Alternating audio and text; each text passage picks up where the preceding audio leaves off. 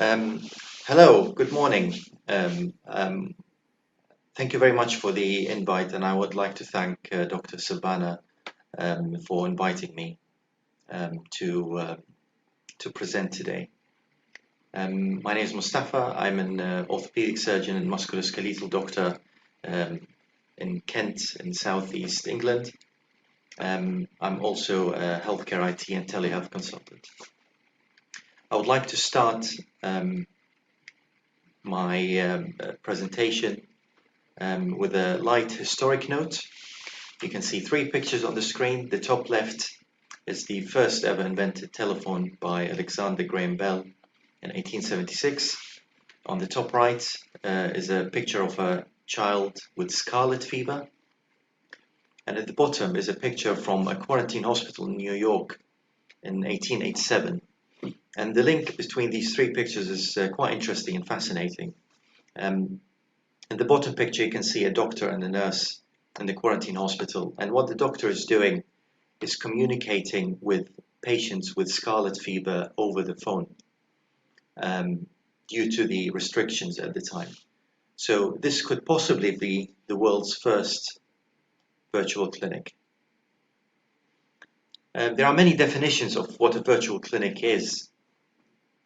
And the simplest definition I found was it's a non-face-to-face clinical interaction. It's a clinical consultation that has an outcome of either an advice or a treatment plan, and the clinical consultation is recorded in the patient's notes.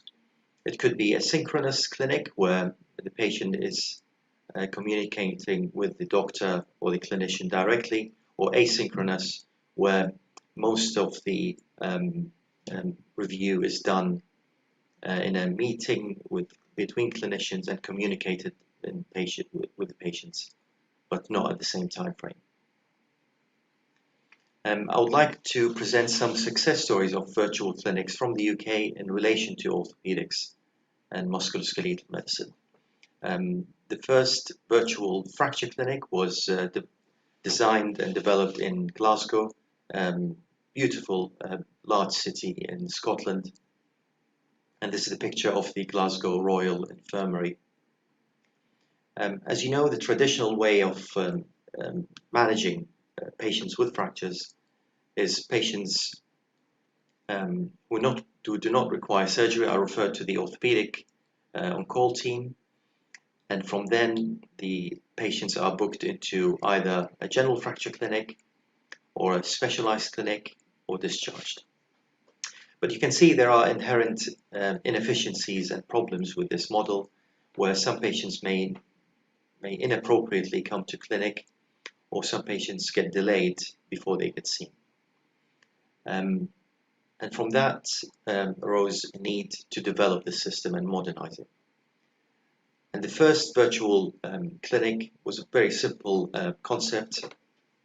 Patients who are referred from the emergency department and the minor injuries unit, are a third of those will be discharged with no follow-up, provided that they are given protocols and patient information leaflets.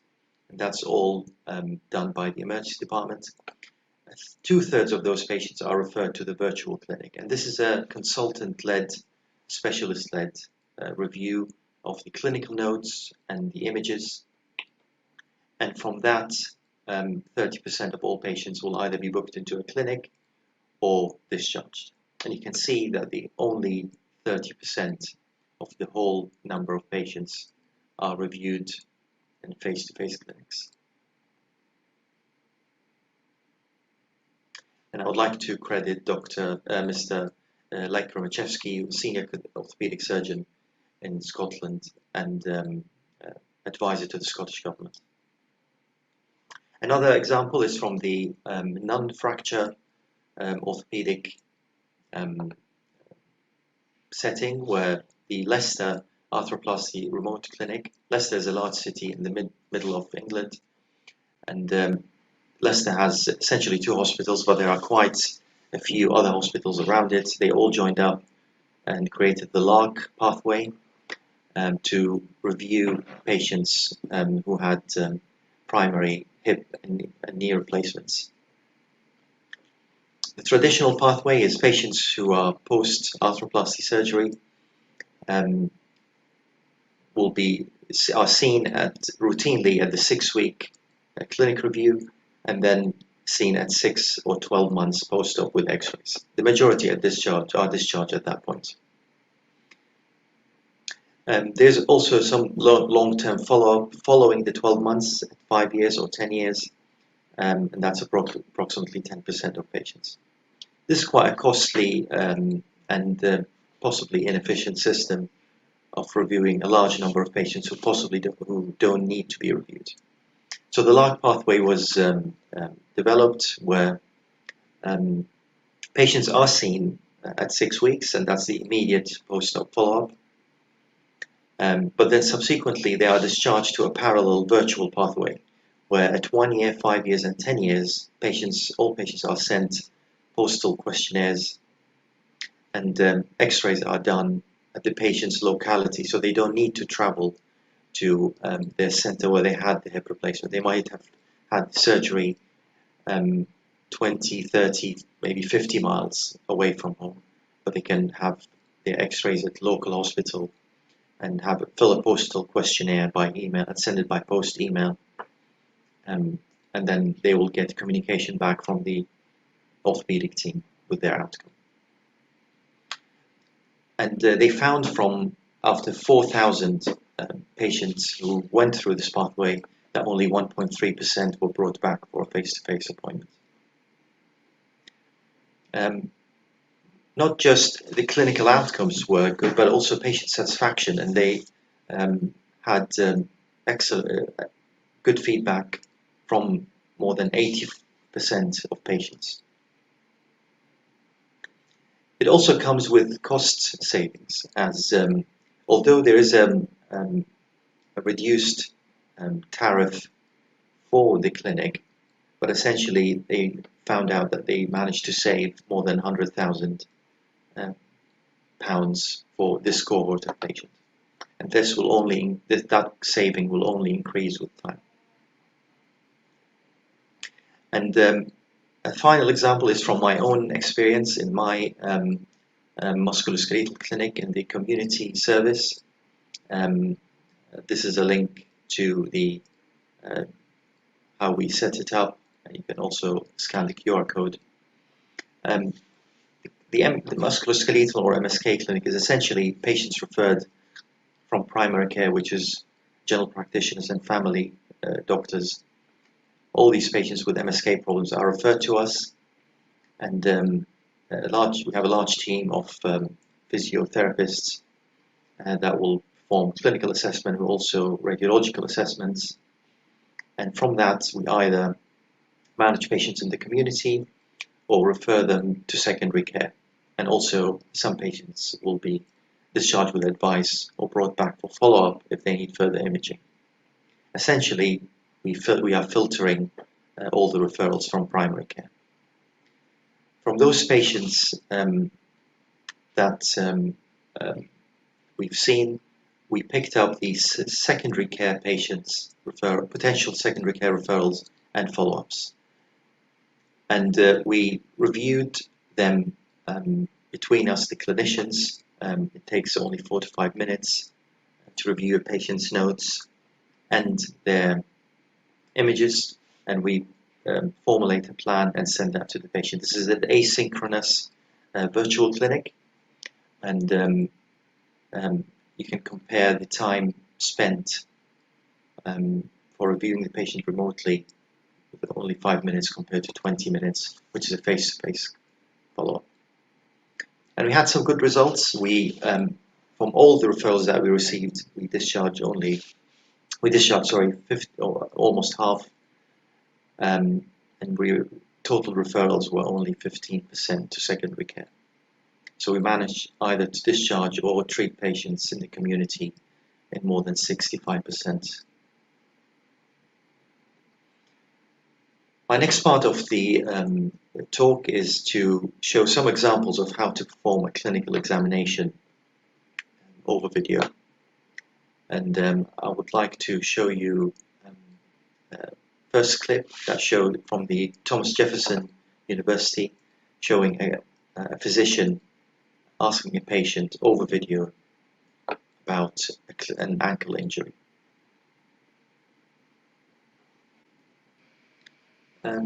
Just in case you can't hear me, this is a doctor asking patient to check the ankle after an injury, and there doctor is asking patient to feel the medial malleolus for any tenderness, and he's asking her to feel the middle of the medial malleolus, the front and back.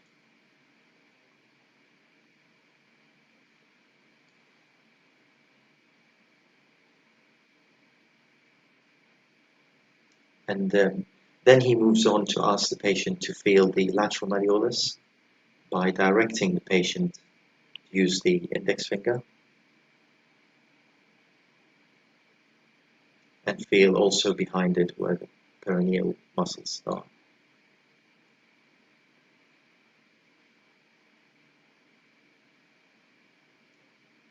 And moving on from there, asking the patient to feel the fifth metatarsal.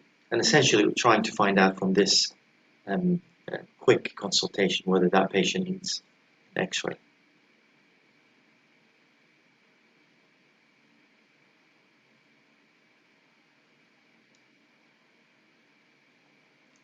My next example is about how to use some basic technology that's available within browsers to, for example, measure an angle of a range of motion for a patient. You can see from this video, which is a generic video from YouTube, the patient is performing, the clinician is asking a patient to perform range of motion. So you can see there, the patient's got full flexion, and the clinician is asking, wants to check the dorsiflexion angle. You can see on the top right there is a Google extension. I'm happy to share later.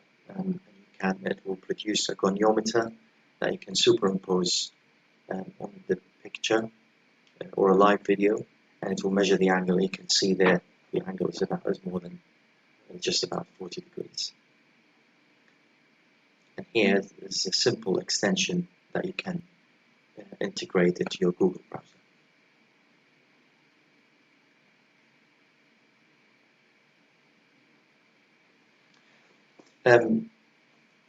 Telemedicine is not just a platform or a system. There's also clinical aspects to telemedicine, non-clinical aspects to telemedicine. Starting with registration. So the clinicians need to be registered, of course, locally, and also need to check whether they can provide cross-border services, and that's essentially relevant to the United States and other federal countries. Also it's a regulated activity. So for example, here in the UK, our regulator is the CQC, or also called the Care Quality Commission. And as a clinician, you will need to check your indemnity, whether you are covered for providing telemedicine services. Another important aspect of non-clinical aspect of telemedicine is billing. And for public services, national services, it's classed as a clinical episode. You have either new patients or follow-up patients, and the hospital gets a tariff for those. In the private sector, that also implemented telemedicine, patients are either self-funding, and for those patients will pay a deposit when they book their telemedicine consultation, and then pay the full advance payment after that. For patients who are insured for healthcare, they will contact their insurer to get authorization for that clinic consultation, and the insurer will provide the tariff to the clinician providing the service. And there's an incentive for private insurers to adopt telemedicine. It will considerably reduce their costs and will act as a filter and minimize the referrals to secondary care.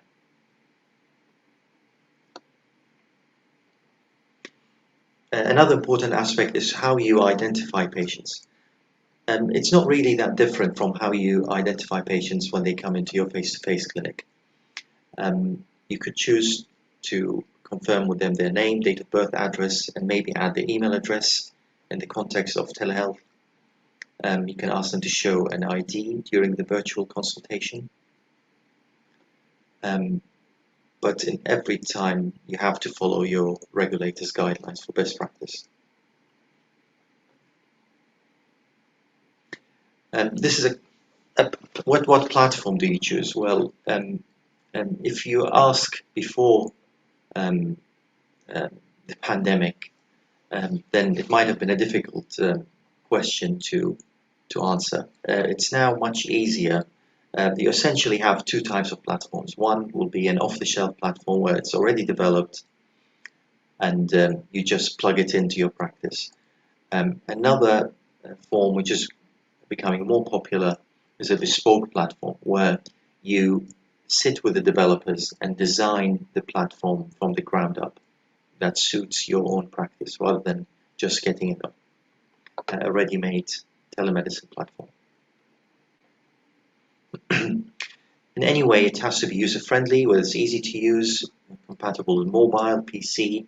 It has an appealing, attractive user interface and provides a good user experience. You would also think of integrating an online booking system where patients get a confirmation email when they book and also reminders before the appointment. This will reduce your no-show incidences. Ideally, you would like to link your online booking with the physician, with the clinician's calendar and the secretary's calendar to have it synchronized and live to avoid any problems. The gold standard now for communication in healthcare is an end-to-end encryption, and the vast majority, if not all, platforms will provide with that facility. You have to make sure when you choose your platform that it's got data protection compliance, and in the UK and Europe this should follow GDPR, and in the United States is HIPAA. You should record that consultation in any form, mainly as a transcript of the discussion by text or recorded dictation. You could also ask get consent from the patient to record the whole video consultation. And I think Dr. Bennis has touched on that you should ideally have a platform where you can view images using a DICOM viewer that can be plugged into the platform. It could be expensive, but this is becoming more affordable, is integration with your electronic healthcare records. I'm not advocating for any of those platforms. You can use whatever you like, but from my own experience, for my private clinic, I use Zoom. Many hospitals in the UK have used Microsoft Teams, and there are other providers. A simple Google will show you hundreds. Documentation is crucial, and that's for communication between the clinician and patients, in addition to medico-legal requirements. This could be, as I mentioned before, a transcript or summary of the consultation that should include ideally how you identify the patient, the virtual consult, that document that clearly that this was a virtual consultation rather than face-to-face, because this comes with limitations and you may not be able to perform all clinical tests online. This is certainly crucial for musculoskeletal and orthopedic clinicians.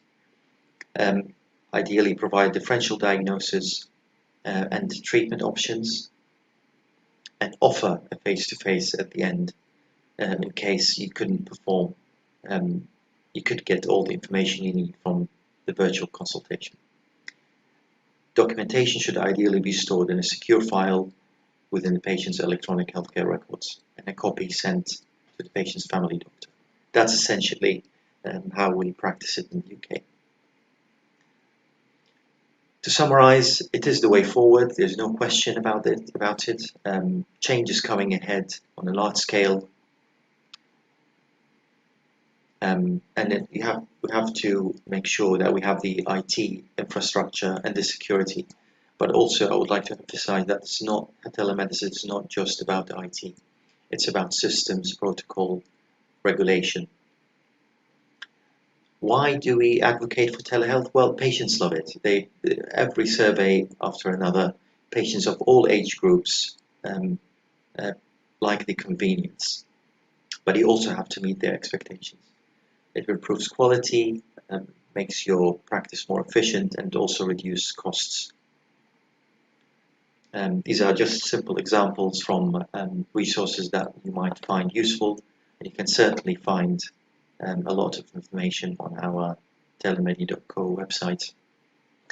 Thank you very much for this. You can get in touch with me by LinkedIn or by scanning this QR code.